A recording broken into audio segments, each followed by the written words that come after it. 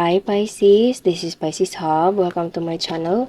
So for today's video, alamin natin kung ano yung mensahe, gabay ng tarot cards for Pisces for love reading. Okay, so gagawin natin itong reading na to for about love. It's either you're in a relationship right now or you're single and ready to mingle or anything.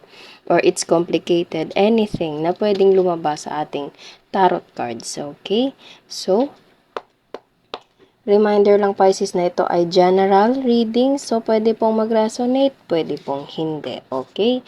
And, ang ating channel ay welcome po ang lahat ng gender. So, babae, lalaki, LGBT man yung nanonood ngayon. As long as mag-resonate sa inyo, ang reading natin yun, take nyo lang po. Okay? And this is a timeless reading Pisces. So, kung anumang araw, buwan o taon mo to napanood, as long as mag-resonate sa sitwasyon nyo po, again, take nyo lang. Okay, so, ano po ang message po about sa love for Pisces sa araw na ito? May nag-flip, Two of Pentacles and Knight of Pentacles. Okay, so pwedeng you're dealing with an earth sign, Pisces, Taurus, Virgo, Capricorn, and as I said kanina, this is a love reading, so pwedeng merong isang tao na magta-travel Pisces. It's either you or pwedeng taong mahal mo, okay? Or kung hindi mo pa to nakikilala, pwedeng there's a person na medyo long distance sa'yo, okay? Kasi meron tayo ditong Two of Pentacles and nakikita niyo meron dagat sa likuran niya, okay? And pwedeng merong involved na barko, okay? Or bangka. So, pwedeng sasakyan ng bangka or barko. Okay? Basta dadaan ng dagat. Okay? And this person, or pwedeng ikaw na parang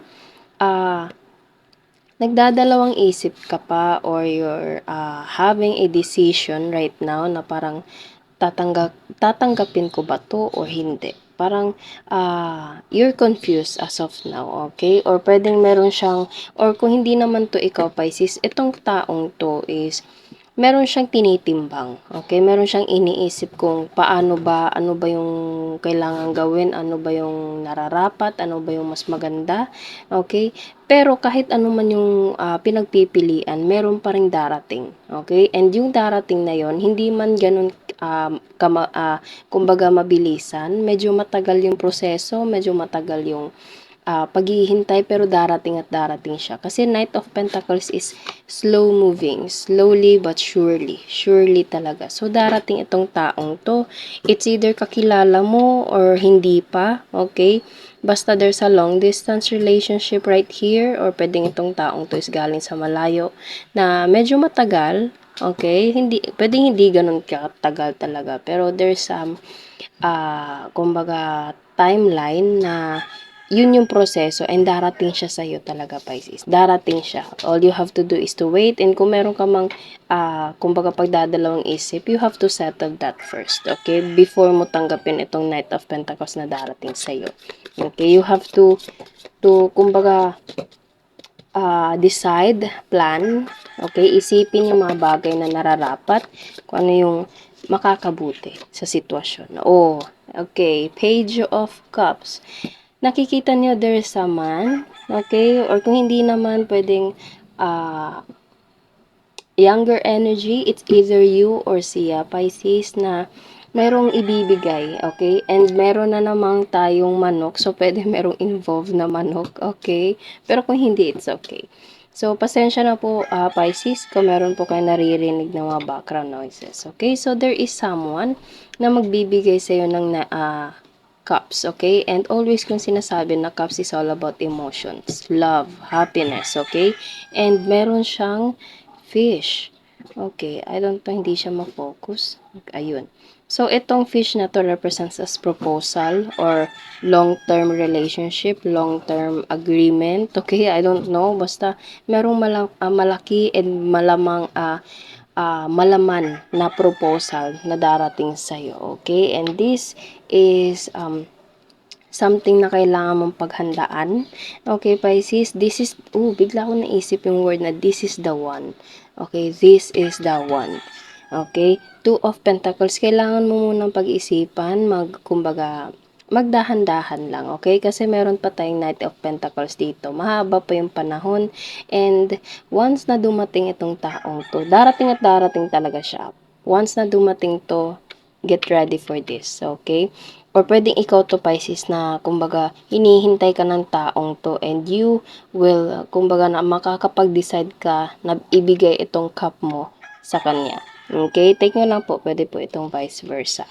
Okay? So, maganda yung reading natin ngayon. And there's a parang parang merong from something na hindi pa ganun kasigurado na up until na sigurado na siya, hindi bibigay niya yung cup niya sa'yo. Okay? So, there's a process, there's a parang realization na mahal ka pa talaga, mahal ka ng taong to, Pisces. Okay? So, kung ano man yung pinag-iisipan niya, because of this time na parang nakakapag-isip siya, iniisip niya yung mga bagay-bagay, yung sa inyong dalawa, and yung decision niya at the end is, ibibigay niya yung cup niya sa'yo. Okay, so sobrang ganda. Yung kumbaga maganda yung happy ending nito, Pisces, pero hindi siya ending na parang wala nang kasunod. Ito yung happy ending na magbubukas ng happy beginning. Okay, so sobrang ganda ng love reading for Pisces. Bottom of the star. Bottom of the deck is the star. This card represents as dreams do come true. Okay? So, pangarap mo ito, Pisces, and pangarap ka ng taong to. Okay? Both of you will adore each other. Okay? Will care for each other. Lahat ng mga bagay na inaasam-asam mo dati sa pag-ibig, sa relasyon, Pisces, andito sa taong to. And ganun din siya sa'yo. Okay? So, sobrang ganda yung outcome sa inyong pagmamahalan. It's all about dreams. It's all about parang kumbaga inaasam-asam mo lang dati and ngayon darating na siya. Okay? So, again, it's either kakilala mo to or pwedeng makikilala mo pa lang. Okay? So, sobrang ganda yung love reading for Pisces. It always ends into a kumbaga wonderful love, wonderful relationship for the both of you. Okay? So, kuha tayo ng mga initials, random words, kung ano yung konektado sa reading natin sa araw na ito for love for Pisces. Okay, so meron tayo ditong F, Y, and J. Okay. Pero kung wala dito yung initials, it's okay.